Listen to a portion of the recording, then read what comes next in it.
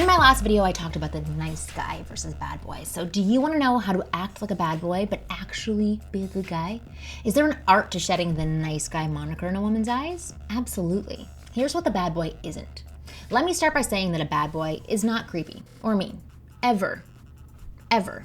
Abusive and hurtful behavior will never be acceptable to anyone, and you will end up with a restraining order instead of a date. So how do you act like a bad boy? Well, in my last video, which you can see if you click right here, but you shouldn't because you should watch this video, I established that our friend Mr. Nice Guy can be a doormat and not very interesting. However, don't lose that guy altogether because you're going to need him for balance. Every woman between the ages of 16 and 90 has read 50 Shades of Grey. So right now, most women have what I like to call Christian Grey syndrome. They somehow manage to compare the men they date to him. I don't know why, but they do. Apparently, they find this type of bad boy appealing because he's a tortured soul who is not beyond redemption. He is also an amazingly hot billionaire who flies his own helicopter and owns about half of the world. To begin, I have to tell you this character does not really exist in reality. Nevertheless, he's almost the perfect balance of bad boy and good guy. These are some things you can learn from his character. So if you haven't read the book or a girlfriend didn't drag you to the movie, don't worry because I'm going to give you the lowdown on what the takeaways are, like the Cliff's Notes. So number one is take the lead. That's what you should learn from Christian Grey.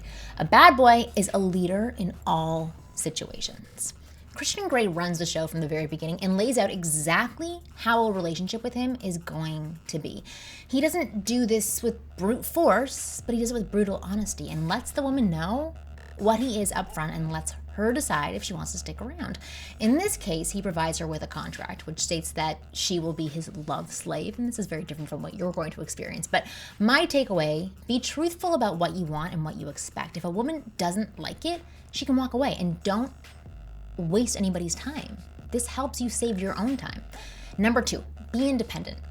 A bad boy is independent and rules his own world. Okay, the comparison case is not apples to apples. The guy is also super rich, but you don't have to be. You just can't have your mother doing your laundry or cooking for you. Women love to nurture men, but we definitely don't want to be washing your boxers or packing you a lunch. Establish yourself by doing something that makes you happy and be dedicated to the things that you love, something you're passionate about. Passion is so sexy. It's not specifically the rich part that women love, it's the personal success. If you're passionate about what you do, you are rich in so many ways, and women can see that as being independent. Another important thing to say here is that you should not give up your favorite pastime or hobby for a woman. If you enjoy watching football on Sundays, invite her to be part of it, or tell her you'll see her on Monday, or just tell her, I like watching football. This is my thing and this is what I'm going to do. Going back to 50 Shades of Grey, I thought the best thing about our friend Mr. Grey was that he took his women gliding in a plane, played piano for her, and showed her his other interests. Again, maybe you can't do this, but here's my takeaway for this. Here is where some guys become doormats, and I don't want you to do this, and don't give in.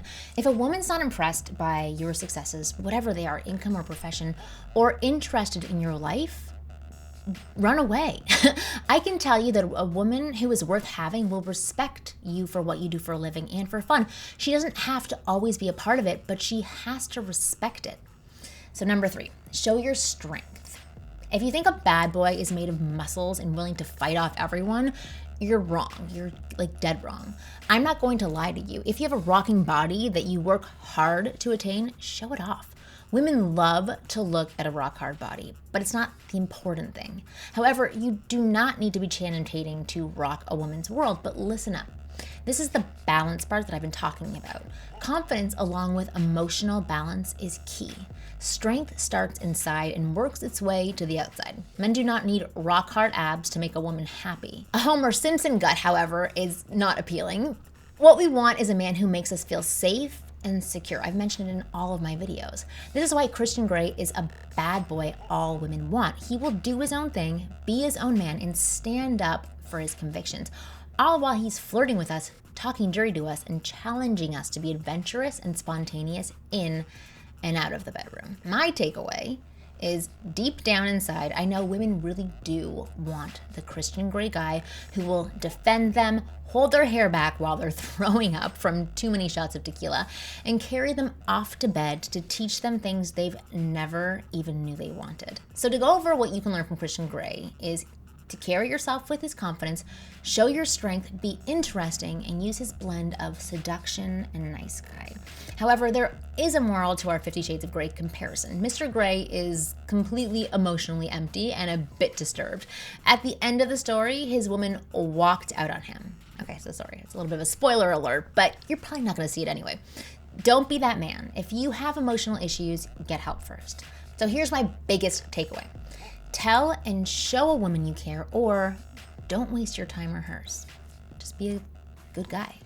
For more tips on how to get and keep the women you want, either for a night or a week or a lifetime, go to winggirlmethod.com and check out my other videos.